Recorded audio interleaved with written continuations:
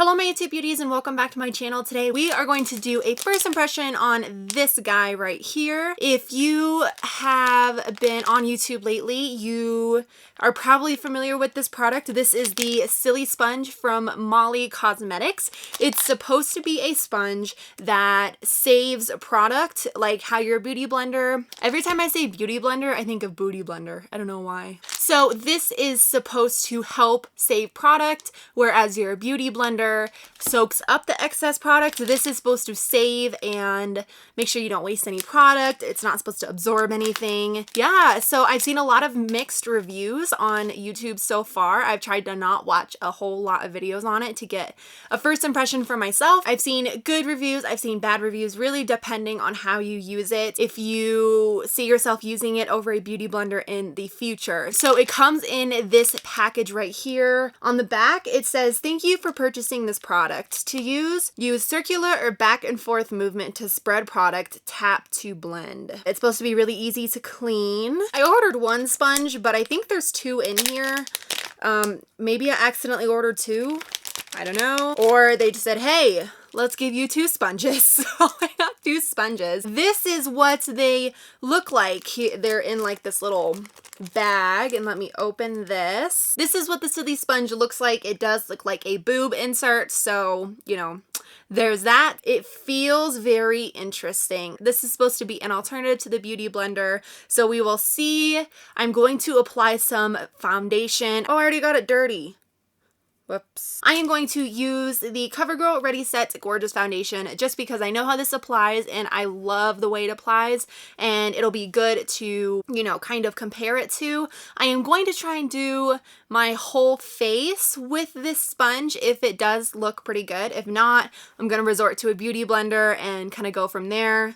This was not expensive at all. It was maybe like $11. I don't know. I'll have it down in the description box below how much it was. It was inexpensive, but it took forever to ship to me. I ordered these 2 or 3 weeks before Christmas. It took about a little over a month really to receive this. Yeah, so that kind of sucks. Hopefully you're still interested in seeing my opinion of this product. I'm just going to put some of this foundation on the back of my hand. I'm scared to put too much because I know that this product does not soak up any product. I'm going to put about that much on my hand. I'm just going to take some of that product, and that's what it looks like on the sponge, and just start.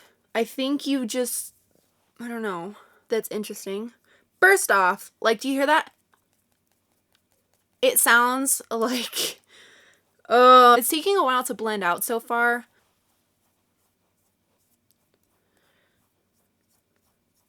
It feels very weird on my face. So I'm just going to start tapping this into the skin. Maybe it'll look a little better. You know, it kind of hurts. It kind of hurts to do this. So I see that it's blended in a little bit. It does look like it's sitting on top of my face almost.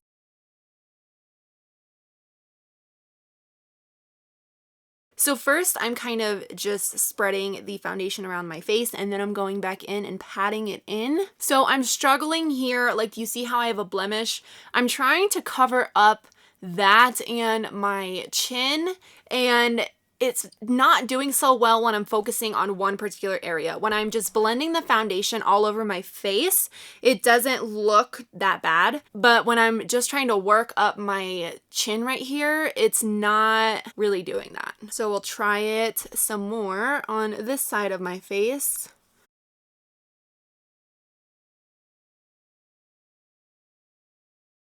So I don't really know how I'm supposed to do my nose because this is not super flexible. So I don't know how I'm gonna get in these fine creases of my nose. You can still see some redness on my cheek right there. I'm going to put a little bit more foundation on my hand, and let's try and go for the forehead.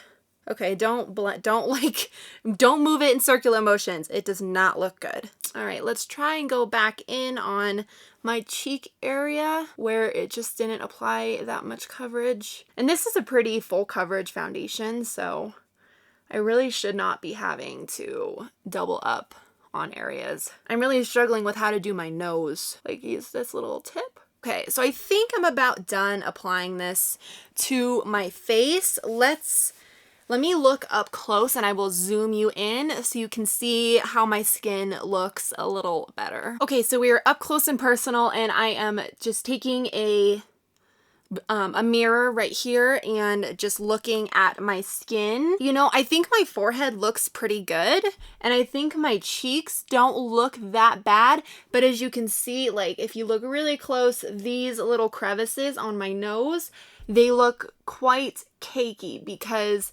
there's just not anywhere on this sponge that really allows you to get in those fine lines. You can still see my blemishes even though I did work the foundation up on those spots. So I almost think it takes away a little coverage, which is weird because it's not supposed to do that. Other than that, I don't think it looks that bad, really. I see like really horrible reviews on this product, and I don't think it's terrible. I don't think it is as good as a beauty blender, that's for sure. And I did sit here a while with this trying to pat it into my skin. It's also a lot harder than a beauty blender, so it's going to make your face hurt a little bit when you're applying it. You're gonna have to use another product. I don't think this is a one and done product, really. You're gonna have to either blend with a brush or add a beauty blender on top of it just to really make it seamless. So overall, my opinion of this is like in the middle. I think it does a really good job blending out foundation in big parts of your face, like your cheeks or your forehead. But when you are trying to either put foundation on your nose or on your chin,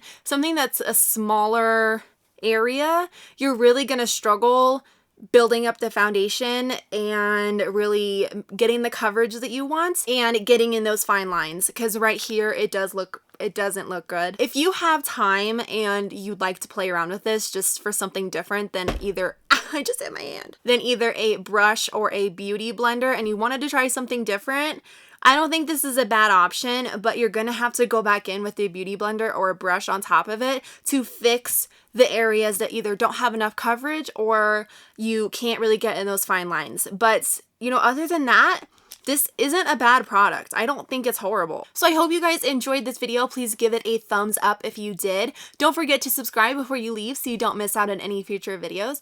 And I will see you guys in my next one. Bye!